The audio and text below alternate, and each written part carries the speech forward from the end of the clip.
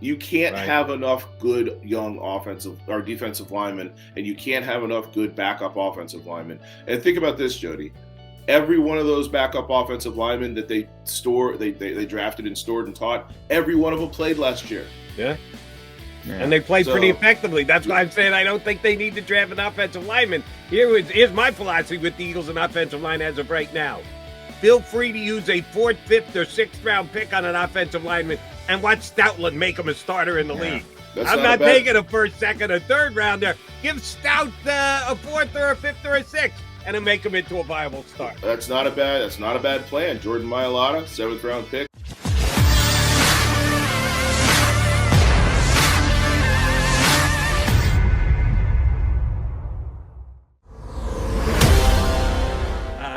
Let me take you here, Marcus, because John likes to say all the time that the Eagles, one of the strong traits that they have is that they're a disciplined organization, that they don't overreact, that they have their tenets and they stick to it and they can show discipline.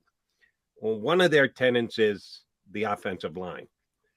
Will they stay disciplined and not take an offensive lineman with one of those first 3 picks because it's easily their deepest position on the team? Or will Howie Roseman's DNA force him to take an offensive lineman with either 15, 18, or 51? Well, that's where you and I diverge, Jody. I don't think you can have enough offensive linemen. I wouldn't care if they took an offensive lineman in the first 2 rounds every year, no matter how deep their offensive line is. And, how deep is it really? Who's your backup center? Somebody who's never played there before. It could be Isaac.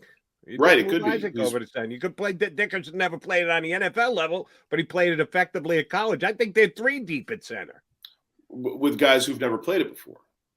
So and their best player, their best all around. Certainly, anybody player, you draft is never going to have played it before either, Marcus.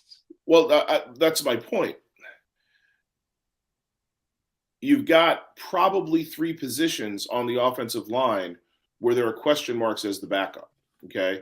And let's be honest, Jalen Hurts is hot garbage without a great offensive line last year, and this was a great offensive line. And it's going to be a great offensive line this year. And this was a great offensive line despite Jason Kelce being hurt for, half the season, despite Lane Johnson missing games and being hurt. I mean, it was just Jason Kelce was injured but played, but he wasn't 100%. This was a spectacular job. Hadn't that been the last 5 years? Jason Kelce is injured but plays. Yeah, that's Jason Kelce's life. That's how good he is. And when he's gone, we're going to recognize that's how good he is. Yeah. So, I mean, I wouldn't care if they took an offensive lineman. My draft formula is no matter how good your lines are, you should take an offensive and a defensive line inside your first 75, 80 picks every year because they will get hurt. And you can trade an offensive lineman that's capable at any time during the year. It's much easier to trade a capable offensive lineman. Look what Dennis Kelly did after he left here. Yeah. These guys stay in the league forever, and these guys. Matt Pryor. People think he's terrible here. The Colts love him. The Colts love Matt Pryor. Yeah, I mean who was John? What's the guy that went to Pittsburgh and became a Pro Bowler?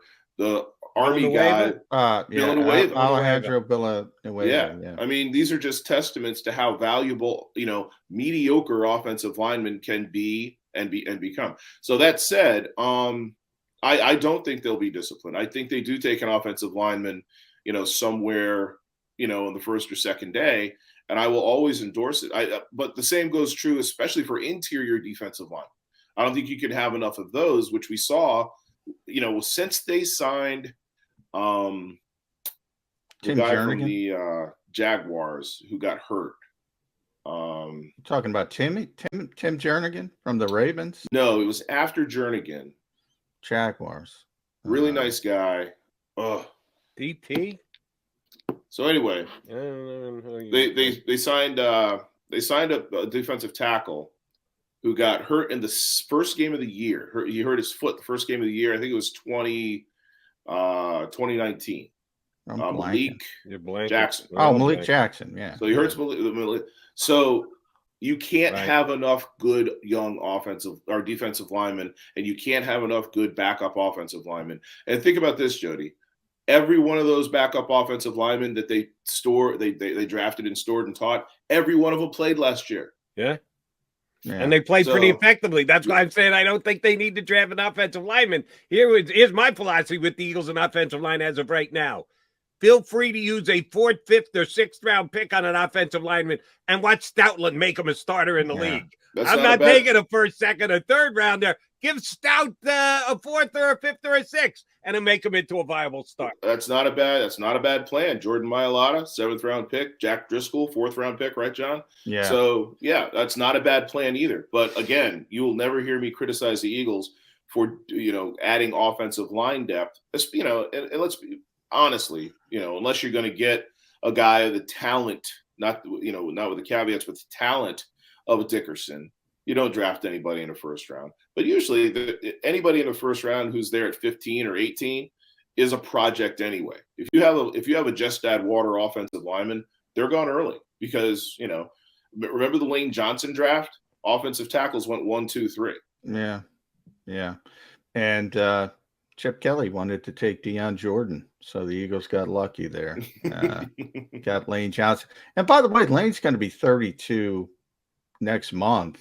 And he misses time every year. Yeah, and he's got that ankle, which is, a complete reconstruction. So you got to start thinking about life after. Certainly, we always talk about Jason Kelsey, but also Lane Johnson.